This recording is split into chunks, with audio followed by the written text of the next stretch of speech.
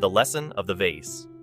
12-year-old Miriam lived in a small, bustling village where everyone knew everyone's business. Miriam loved helping at her father's market stall. One sunny morning, while she was arranging jars of oil, an old woman hobbled into the square. She wore tattered clothes and carried a chipped clay vase. "Look at her," whispered a group of villagers nearby. "She's always carrying that ugly vase, probably stolen." Miriam heard them, but said nothing, though the thought lingered in her mind. The woman approached the stall, her steps unsteady. "Child," she rasped, "do you have a bit of bread to spare? I've come a long way." Miriam hesitated.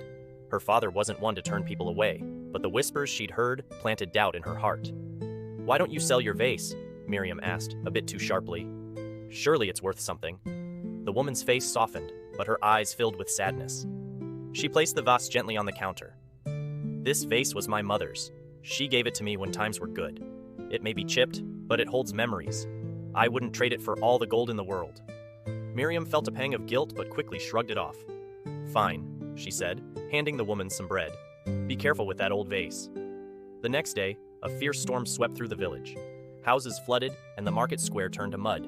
Miriam saw the woman again, this time carrying her vase carefully, filled with water to help those whose wells had overflowed with dirt.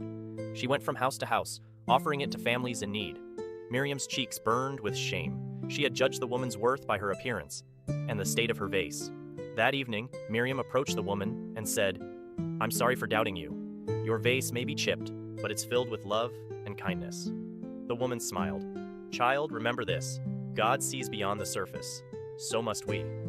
From that day forward, Miriam learned to look deeper, just as Jesus taught when he said, "Judge not, that you be not judged." Matthew 7:1. She realized that a heart of kindness, even in a chipped vessel, was more beautiful than the finest gold.